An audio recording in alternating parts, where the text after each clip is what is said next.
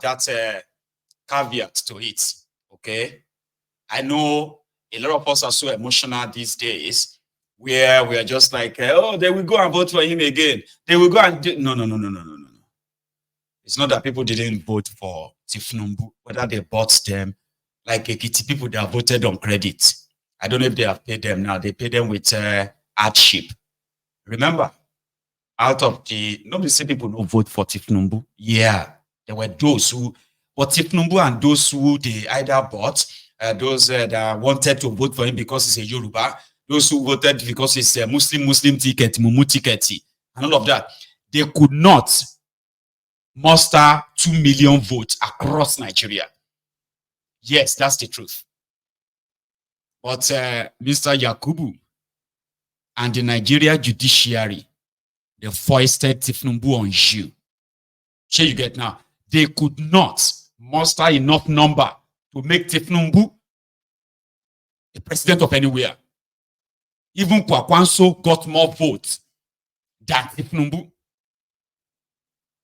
It's just unfortunate that people have become so docile, weak enough that they have no power over institutions that have been compromised in that country. Tifnumbu did not win any election to become president of Nigeria. Let's not forget that. Despite all their intimidation and harassment and the rest, in Lagos, he could only score 147,000 votes. Yes, he couldn't even get his own Lagos. So let us not kind of mix it up that much and blame people all the time and say, but they voted for him. I agree. Some voted. Ekiti people voted on credit. I don't know. Who is from Ekiti here? Watching me from Ekiti? Are you from Ekiti?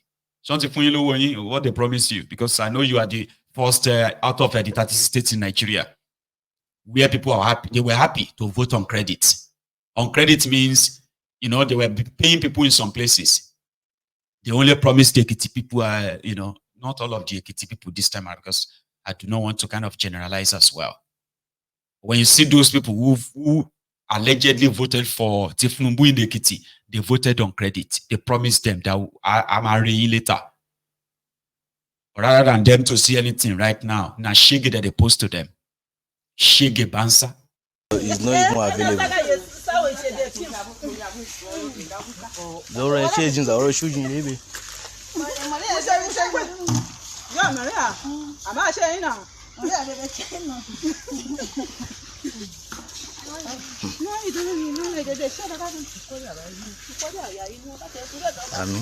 This is how they dig water here.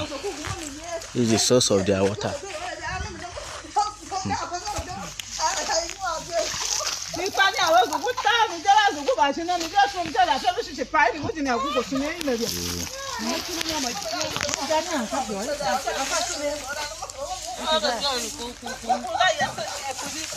is how they do. This is how they get water here. This is how they get water here.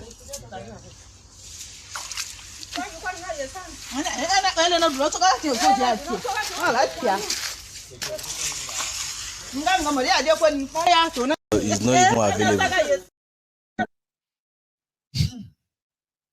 Now everybody they collect. Even inside Lagos, if they touch everybody, inside the magistrate court today. In GEJ local government, and we are here for a case in the magistrate customary courts, and everywhere is just leaking the roof, water everywhere. Inside the court, the judges cannot hear. So those are the things. In GEJ local government. Ikeja is the capital of Lagos, the mega city. I can go on and on and on and on and give you all these instances of what.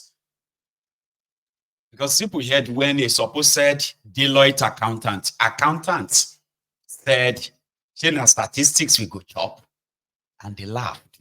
I think na statistics we go chop.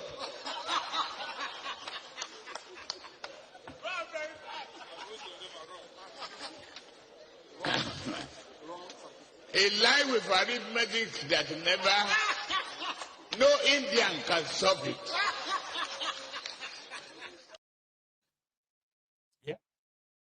They laughed. Accountants said, "Share statistics we go chop." I remember when some group of guys said, if the reason why they will vote for Tifnumbu was because Tifnumbu is Buje Budano. There will be money everywhere. When Tifnumbu become president of Nigeria, there will be money everywhere. Because Tifnumbu is a cheerful giver. He will throw money everywhere. It's been 17 months now. 17 months. What you see everybody crying off right now is that there is no money. There is no money. We are hungry. Ebim power. They said if you vote for Obi, Obi is very stingy. There will be no money. Everybody hunger. Hunger will kill everybody. That is why a supposed accountancy. Do you know that an accountant actually works with the statistics? Statistics, they say data is very, very stubborn. Yeah, you can use the word of mouth to say all the stuff you want to say, but the real data, you cannot use the word of mouth to rubbish it. Data is very, very stubborn. So our market. So those of you who were waiting for Tifnumbu Buje Putano, money will be yafu yafu. Jeun soke, ma jeun soke, jeun sapo, That is a week at jeun soke. Now, it is a being power. A being power. You are now looking for Kalu. Where is Kalu now? So what do you use your Kalu? I said Tifnumbu knows about your suffering. Maybe as a bat, his wife as a rat, who are very much comfortable at night. Maybe what they look around, if they ever truly going about, driving about or driving around at night, it is just to kind of check all of you who see have money to buy petrol and put on your generator. You're supposed to be in darkness. So maybe if they are going to say, how come they have about 20 houses here that have electricity, they have light? It's a generator, sir. Generator. They can still buy, they can buy fuel. That's fine. That's fine. Tomorrow morning. Oh yeah. Increase the liter of petroleum again. Increase the price. Say, yes, sir. People are already dying, Increase it. Some of them still get money to buy petrol to fuel their generator. That's why they are on social media criticizing and abusing me. Oh yeah. Increase it. Increase it. They don't get money to buy petrol to go out anymore or turn on their generator. We can now see that everybody is at the same level. And that is what is happening to those of you who are like, dear.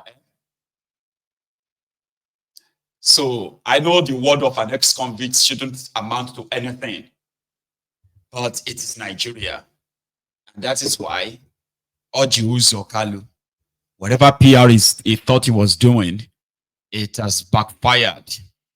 And only time shall tell. Now let's leave them for a while. Yesterday, Fubara, let me give you this update about River State, okay? This is just a pass on one now, okay? The 27 House of Assembly members, they got a court order in Abuja that said their seats are not vacant, and that Fubara must resubmit the 2024 budget, which has already been signed. They probably have already finished spending the money. They intend to spend the 2024 anyway. But these guys are still expecting to be the House of Assembly members after decamping to APC, which they denied. And Fubara said, no, I'm not dealing with them. No, you can go and get your court order, court this or that anywhere. It's not going to happen here. Let that court come and deal with you. Right? So 3 days ago, these assembly guys, Emawule, the loyalist of Wike, they now declared the seats of all the assembly guys loyal to Fubara. They declared their seats vacant. So right now, the Fubara guys declared the seats of Wike's guys 27 of them vacant. Now, the 27 loyalists of Wiki have now declared Fubara's lawmakers' seat vacant. So by my own calculation, River States currently have no assembly members because they don't cancel each other. It's like this one cancel this one, that one cancel this one. There is none. So Fubara then said, well, it's these judges, have been lawyers that always do this dirty job for us, the politicians that brought us to this level. People who have done, they have decamped. Everybody saw them did that. But now you went on to go and get your kangaroo judgment and all that. We're not going to deal with you. And a lot of them are now saying that, no, they are not going to deal with Mowile again. So remember, the reason why the Nigerian police IG said they were withdrawing their policemen from the local government areas in Rivers State was because Fubara did not obey court order. A kangaroo court in Abuja, giving a court judge, an order to stop an election, local government elections in Rivers State. Yeah. Well, I'll start with that of Fubara. Then show you what the police IG, because he has responded now. Right now, Rivers State is more or less like on autopilot. The only legit arm of government, maybe two arm of, the only legit arm of government right now is Fubara, the executive. The local government administration is loyal to Fubara, but there are those who believe that they shouldn't have had the election. They are also legit, so make it two. So Fubara with some of these supposed judges 2 days ago. Some of you say you're legal luminary. You know the truth. You will go on air just to pacify your paymasters, to turn the law upside down. We all know the law. When it comes to issues that has to do with the administration of governance in states, it is the state high court. It doesn't matter whether you go and join INEC police. It is a straightforward. I'm not a lawyer, but I know that one. And you stand and you say you're doing the right thing, God will judge you. Let me say it here so you understand. Judges, that we are seeing. Your position is to stand and defend us. Your position is to look at whoever and tell the person the truth. Because if you don't do it here, you have a big question to answer. The preacher said it. Every evil done in the course of administering justice, you will pay for it dearly. Look at what today, the up and downs in this state. When everybody knows that whatever we're getting from that end, I don't want to call their name, everybody knows. But I'm not bothered about it. Like the word said here, it will come to an end. Surely.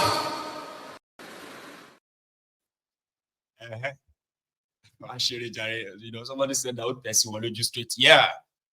There's no joy. Now the cosa, now all of you are here. You know? But Betokun has something to say about their role in the last local government elections in Rivers State, where they were partisan because from Abuja, the federal government that controls the police said the federal high court that said there should not be any election. We think concern federal high court with elections in the state, local government elections. So if that should happen, like Nigeria is a lawless place, right? If that is to be allowed, Baba, magistrate court will give order and say, no presidential election in Nigeria, no general election. And nobody will have to say, okay, yeah, no election, no general election. I'm just saying. But that's the comparison they used. But listen to the Ibetokun, the police IG of Nigeria. All right. From Kehinde Adewale, and he wanted to know about the Rivers issue, what we have done in Rivers. If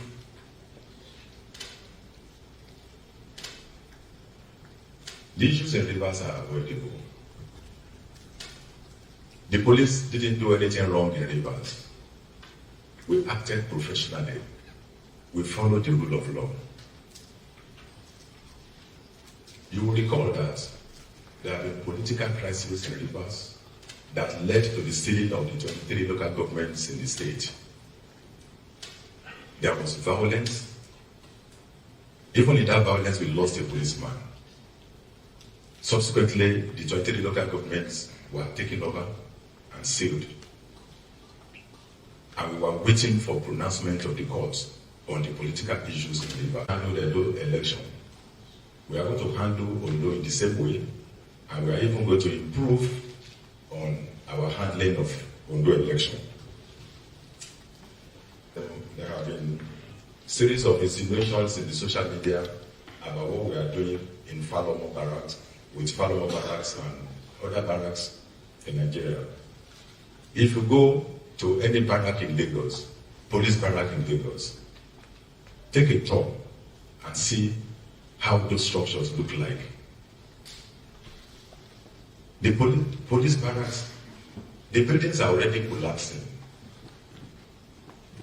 These are barracks that were built over 50 years ago with no strategic framework for maintenance, with zero maintenance of the barracks. They have started falling into a state of disrepair. Some of them are already collapsing. We cannot fold our arms and wait for tragedy.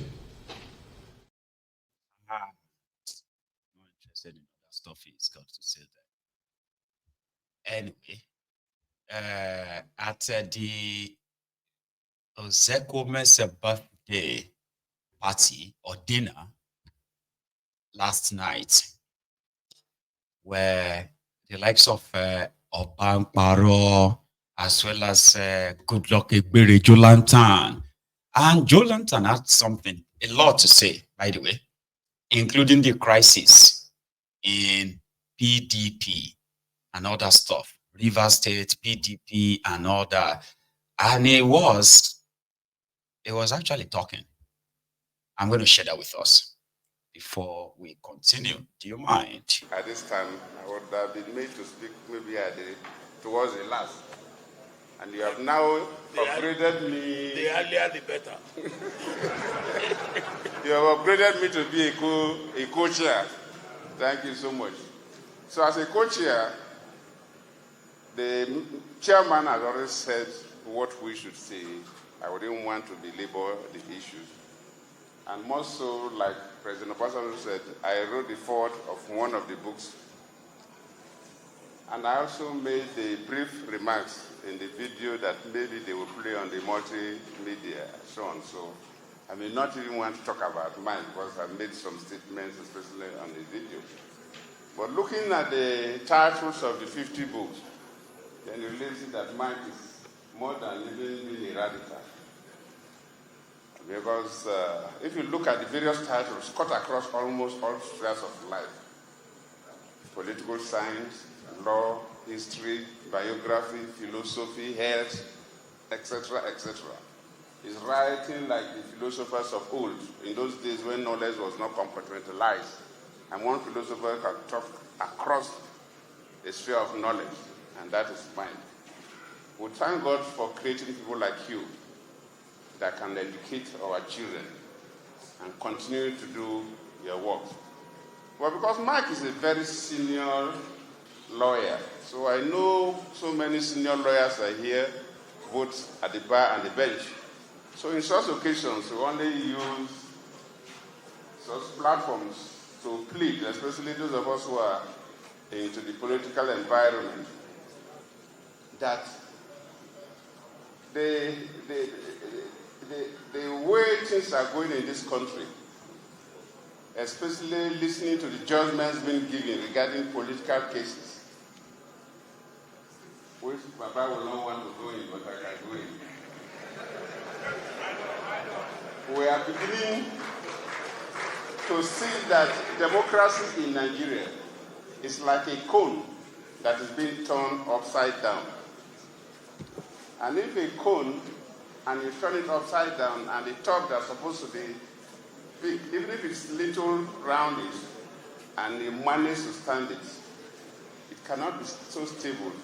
The slightest perturbation, it will fall.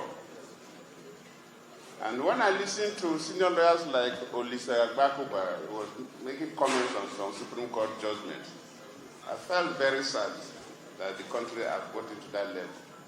Our plea is that if democracy will endure,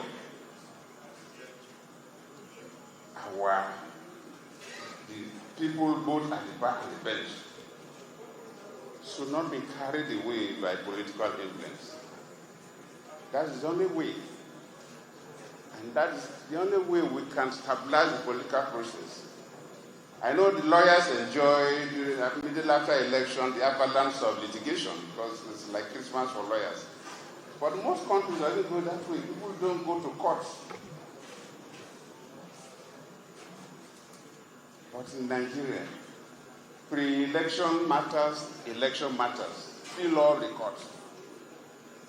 And this does not give a good sign for democracy. Comparing Nigeria to other African countries and some of countries outside Africa that have been able to get involved in the electoral processes. So, to me, it worries me.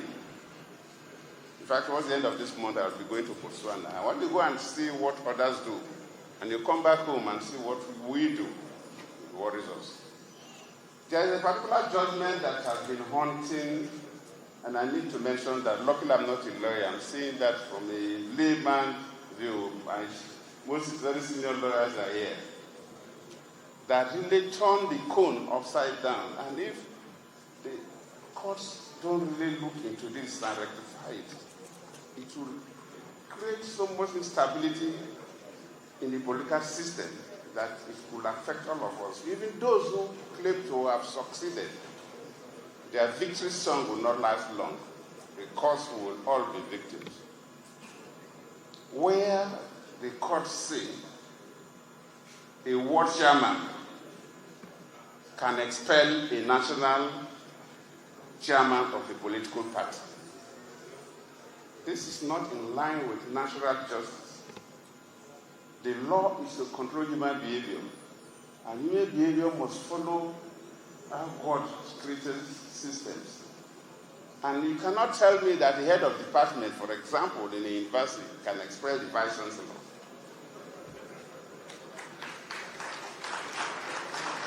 So how can the Nigerian law tell me that a ward chairman can expel a national officer of a political party? And since that judgment has been given, it has created all kinds of instability in the party. In fact, PDP is into crisis because of that judgment. APC at the time was also into crisis because of that judgment. And I'm not looking at it from a legal perspective because I don't know anything about the law. But when I look at how nature works, I have never seen a system where a sub-unit can discipline the top. For PDP exactly, of course, Papa knows, in the constitution of PDP, if you're a national officer, even your state cannot discipline you. Not talk about a ward officers that are not even members of NEC, the National Executive Council. And we are saying that a ward chairman of a party can suspend and expel a national chairman of a political party. I'm pleading with the Supreme Court to review that their judgment. Because that judgment has turned the cone upside down. And the political processes, the democracy is wobbling. I don't want to go more, but let me just use this as an example. Papa, thank you for bringing me. Let me join you to congratulate Mike Ozakome, the wife, and the family for this 67th birthday celebration. And let me also, as the co-chair that I've been promoted to, thank all of you for coming to celebrate this family and celebrate this man that has made significant impact in the growth of Nigeria, especially his struggles for good governance and the political leadership. I thank you all. Thank you. Nuisance leleyi. Nuisance leleyi. If it is not for that coward, number one, there will never be anything called Bokwari, talk less of anything called Tifnumbu. But he was a man that had all of the goodwill, squandered it.